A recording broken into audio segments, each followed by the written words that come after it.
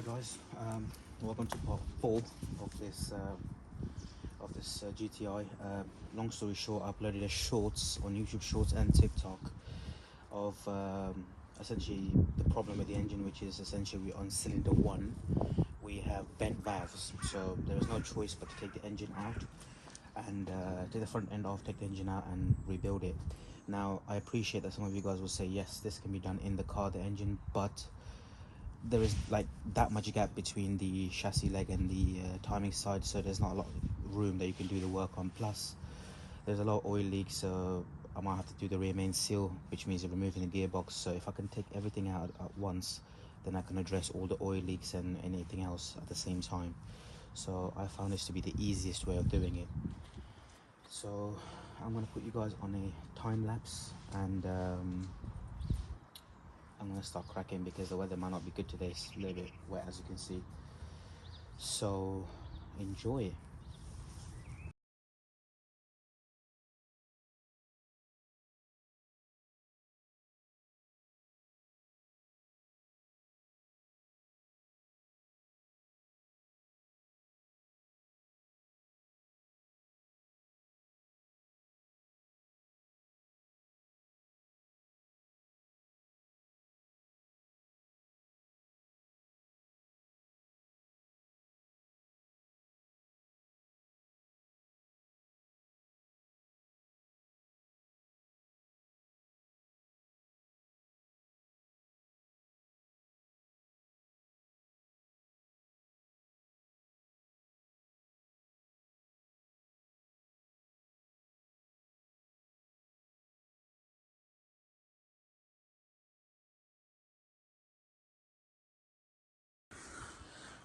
So we just got a couple of more bolts left to go, and the front should come off. It was a little bit harder because of this, and the AC part took a bit of time, but the rest of it was pretty easy.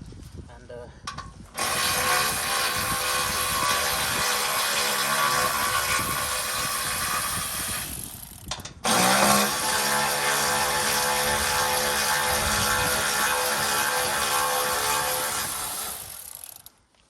there you go. 1, 2, 3, 4, 5, 6, 7, 8. 8 bolts there. 8 bolts on the side. Look at this. Normally there'll be a litre of oil, a litre of coolant came out. So not a lot. This should hopefully have everything disconnected now, and we should just be able to pull it off. And if so, I'm just going to put it over there for the time being. Give me a hand of it. Yeah, put that over there. Put that over there so we can then drain into that.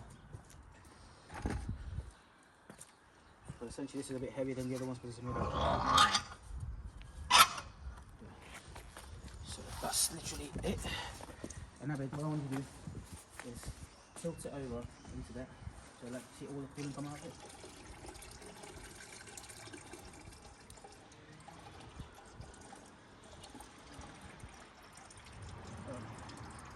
That'd be fine. That'd be fine.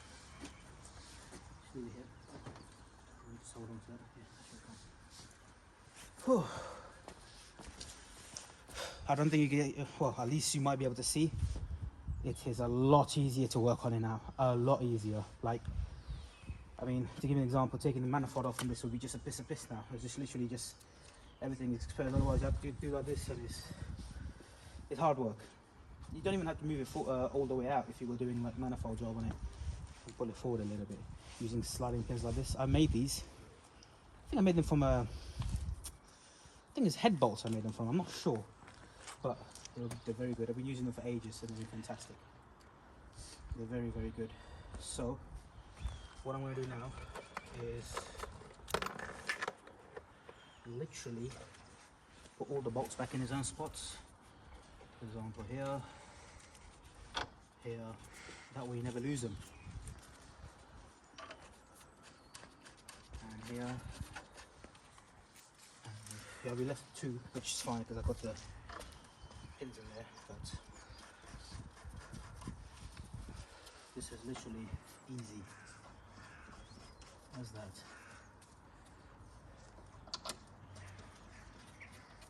Yeah, just got 2 left over, so that's fine.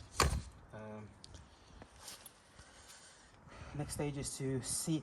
The only thing that's confusing me with this, I think the downpipe is held on by a clamp, which I'm a little bit surprised, because I thought it was 4 bolts that hold it onto the turbocharger, but it doesn't look that way.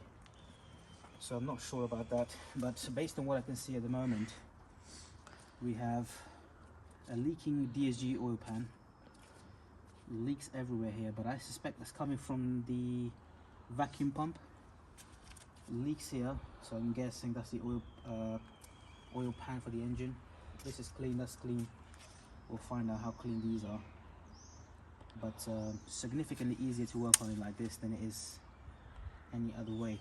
There is some evidence obviously of this car having a repair, but that chassis legs look straight, that looks straight. Oh, look at that, I found a missing headlight bolt. Look at that, crazy. Look at that, I found it. That leg looks straight. It looks dirty and straight, which is a good thing. There's no like splitting of pinches here, which is good. That is perfectly straight. Not a, it might have had a paint or something, but it's not actually like damaged.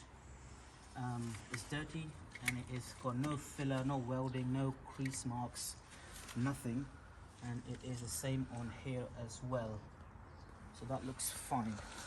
If I look at it from straight on, that looks fine. That doesn't look like it's been. I mean, it lined up, everything lined up spot on anyway, so it wouldn't have been.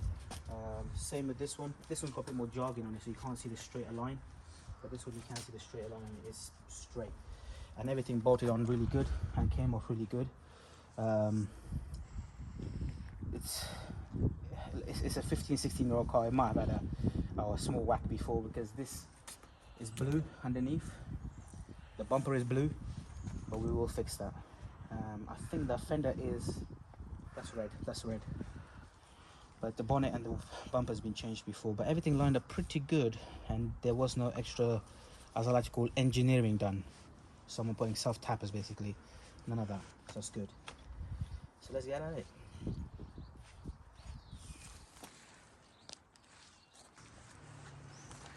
Cool, so having a better look now at the downpipe, it is actually 4 bolts that hold it down.